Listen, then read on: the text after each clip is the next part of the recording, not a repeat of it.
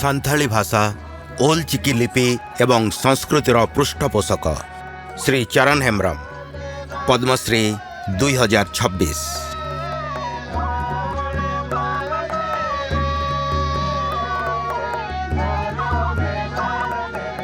चरण हेम्ब्रम एपरी जड़े कर्मयोगी जी निजर समग्र जीवन सान्थाली भाषा ओल चिकी लिपि एवं आदिवासी संस्कृति को परिचय एवं भविष्यत देवाई उत्सर्ग करदेले।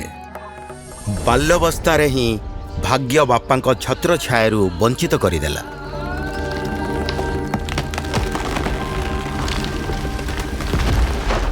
किंतु मां को स्नेह और आशीर्वाद तांको पिलादिन को केबे मौलिबाकू देई नथिला।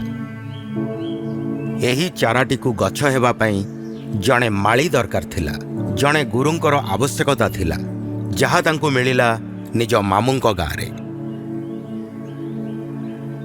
ओल चिकी लिपिर एही शिक्षा समग्र सांथाल संप्रदायर स्वर हेबाकू जाउथिला।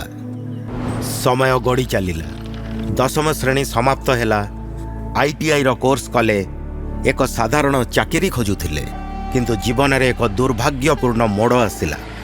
ट्रेन यात्रा समय रे समस्त सर्टिफिकेट हजिगला।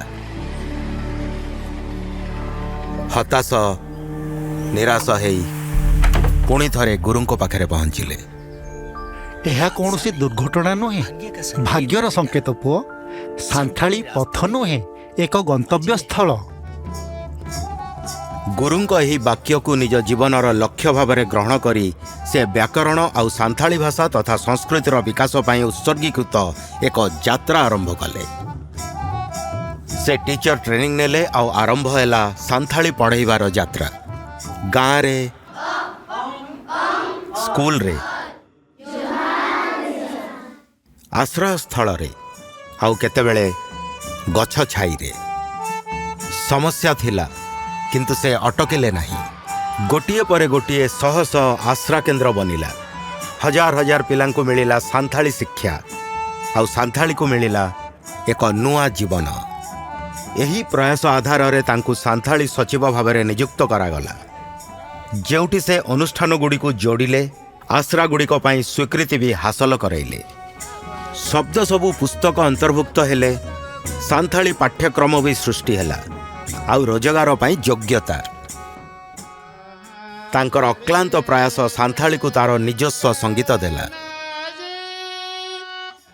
तांकर रचित गीत एवं नाटक समग्र संप्रदाय पई जीवनव्यापी प्रतिबद्धतार एक रूप होइगला।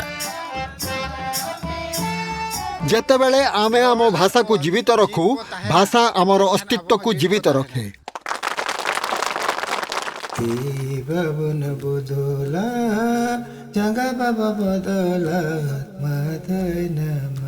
श्री चरण हेम्ब्रम का गीतरे जीवित पंडित रघुनाथ मुर्मू का यही शाश्वत चिंताधारा एबे भी सांथाल समाज को जीवनर मार्गदर्शन करुछि। श्री चरण हेम्ब्रम पद्मश्री 2026। कोटि कोटि नमस्कार।